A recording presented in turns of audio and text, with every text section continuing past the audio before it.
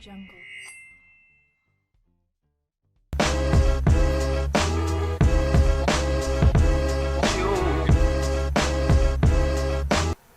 Hello everyone. In order to conduct a geotechnical analysis of a retaining structure, the geotechnical professional must adopt one or more soil behavior models, and then determine the parameters of the model chosen respectively to the soil and the site of the proposed structure. The simplest soil model that will provide good predictions should be used for any analysis, but the necessary sophistication will be controlled by a number of factors. The most frequently used soil models can be classified as follows: rigid plastic model, wingless spring model, elastic model, which include linear, nonlinear, non-homogeneous, and cross-anisotropic, elastoplastic models. As the wall moves towards the ground, the horizontal pressure increases, while the vertical stress, which is controlled by a self-weight and friction of the wall, remains fairly constant as the wall moves over the ground. The shear which is approximately horizontal stress minus vertical stress divided by 2, changes, and finally, when the applied shear stress reaches a variable shear strength, a ground failure occurs.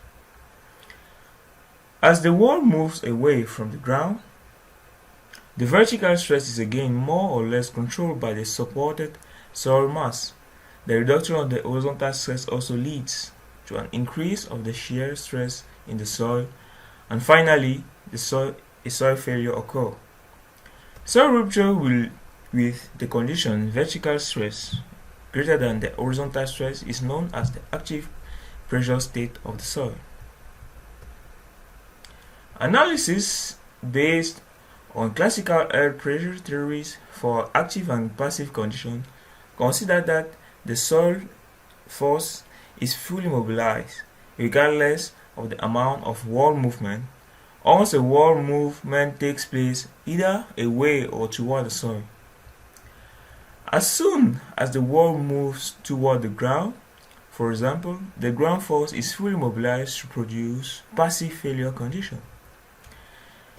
This is equivalent to considering the soil material as rigid plastic. Since the soil is modeled as rigid, no stress is needed to occur before failure is reached. Rigid plastic model requires only a definition of the breaking strength under two-dimensional conditions only. Under short-term conditions, the strength of the clay is assumed to remain essentially the same as before construction.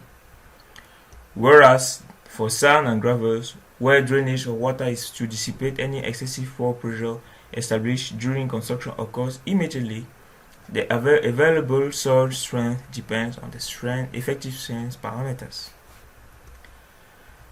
Therefore, the simplest model requires the knowledge of the direction of the movement of the wall at all the levels on each side of the wall, the variation of pore pressure as a function of depth and either on drain shear strength of clay, the effective force parameters as a function of depth.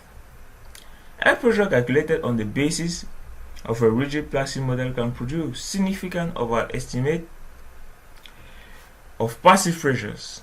In fact, stress softening is often observed when testing dense granular soils or natural clay, so compressible soil undergo progressive failure. The different soil elements around the wall will be at different levels of deformation and will therefore mobilize different proportions of shear strength of the soil. Since at no time could of the soil be at the deformation required to mobilize the shear resistance of the soil, a rigid plastic model will overestimate the stability of the retaining structure. What about the wingless spring model? Wingless spring model considerably simplifies the behavior of the walls and floor. In fact, the size of the loaded area as well as the stiffness and strength of the material on which it rests can be used to control displacement.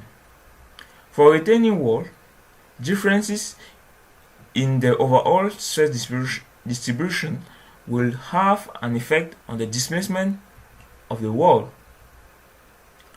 Winglet swing model assumes that the pressure on the retaining wall is function of its horizontal displacement towards or away from the ground up to the point where failure conditions are reached. The wall is modeled as a beam, either using a finite difference or finite element approximation. Without calibration with local experience, these models are not considered reliable for predicting movements in the ground and on the ground surface behind embedded retaining structures, which are necessary to estimate the effects of adjacent structures.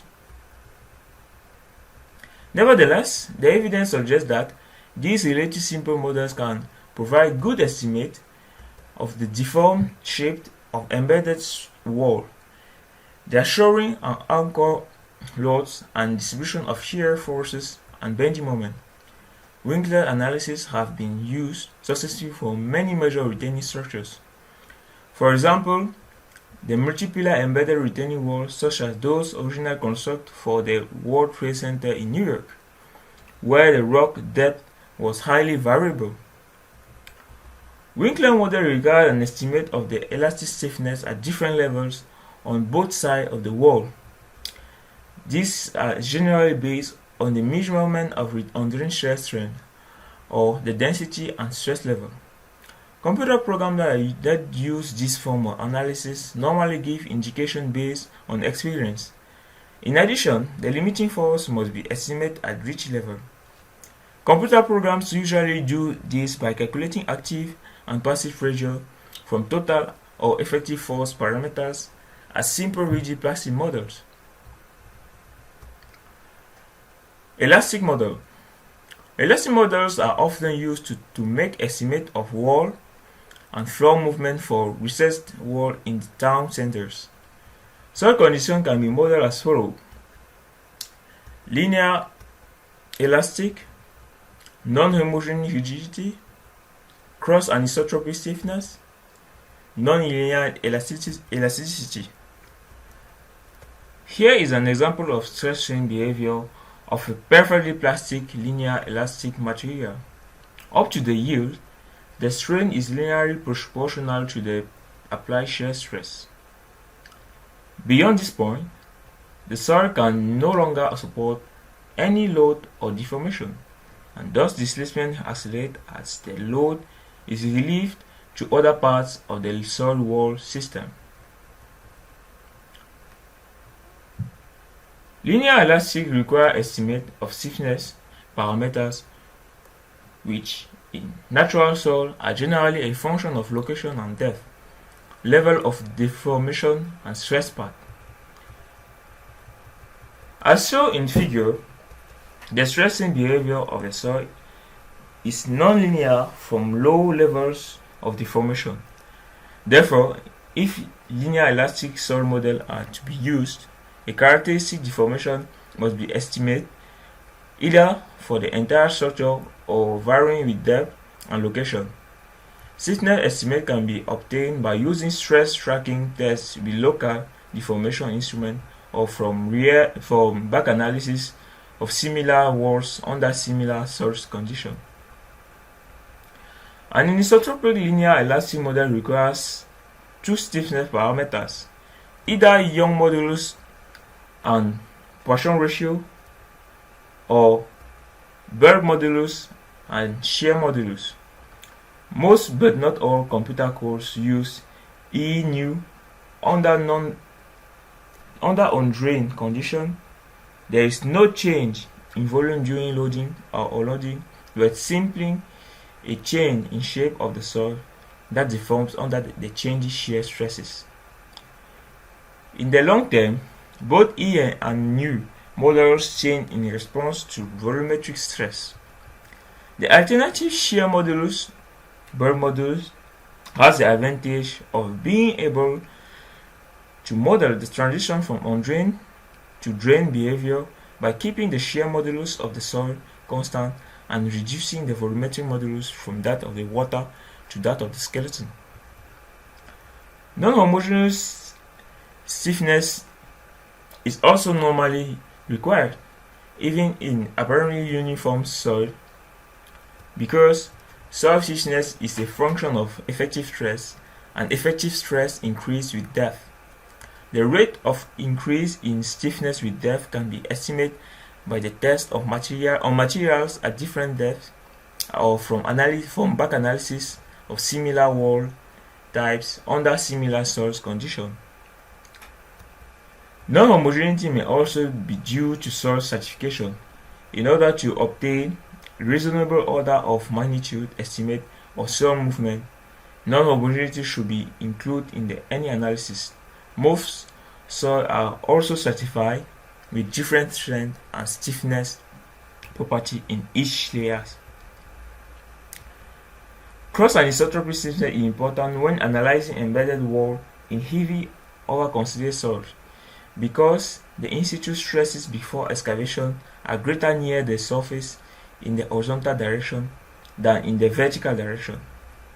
Horizontal stiffness is greater than vertical, and therefore, for a given reduction in excavation stresses, horizontal stresses will be less than vertical. However, an anisotropic cross-anisotropic stiffness model requires 5 stiffness parameters. Young modulus which is normally measured in a vertical direction and estimated in the horizontal direction. A Poisson ratio value, which is required plus 2 shear modulus. Opinions vary as to the importance of estimating them accurately, and in practice, they are often assumed without attempt at measurements. Nonlinear elasticity is now widely used in numerical modeling, particularly in situations where ground motion in the vicinity of the retaining structure is considered important. A number of models are available. It is convenient to use the nonlinear Young modulus of elasticity. There are a number of models. It is convenient to use the Hundane Young modulus, measure as the secant stress strain curve, and normalize it by the initial effective stress in the specimen of the beginning of the test. The decrease in stiffness between 0.01% and 0.1% of the stress is also necessary.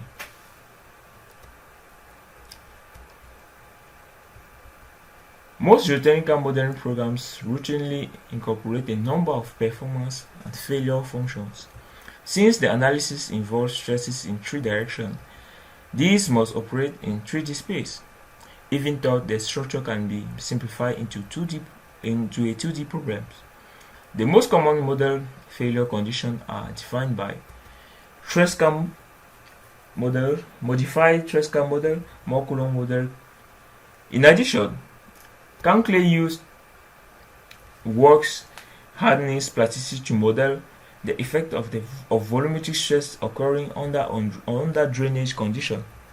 For most impoundments where soil movement is a problem, the margin of error must be large enough that the inclusion of plasticity in the model has relatively little effect, since only a small volume of soil will be used. The use of Mohr-Coulomb criterion is practical, as estimate of the effective resistance parameters, cohesion and friction, will normally be performed routinely for any retaining wall design. This is over for the model useful in the retaining structure analysis. Let's say goodbye, and let's see for the next video about retaining structures. Sure.